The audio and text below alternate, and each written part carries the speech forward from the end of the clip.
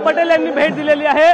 Madam क्या कहेंगे, आज थाने में आकर कैसा लग रहा है? बहुत अच्छा लग रहा है। देखो क्राउड इतना उपस्थित है और खास करके ये लड़कियों के लिए है, हमारी बहनों के लिए है, तो बहुत अच्छा लग रहा है क्योंकि पहली बार ऐसा देखा है कि लड़कियों को दही हांडी का अलग से उनको मौका दे रहे हैं। मैं बचपन में बहुत गिरती थी, फिसलती थी और चोट बहुत लगती थी, लेकिन फिर से उठ के करती, तो बहुत अच्छा लग रहा है। आपने कभी बॉलीवुड में हो या रियल लाइफ में हो दही हांडी में पार्टिसिपेट किया है क्या?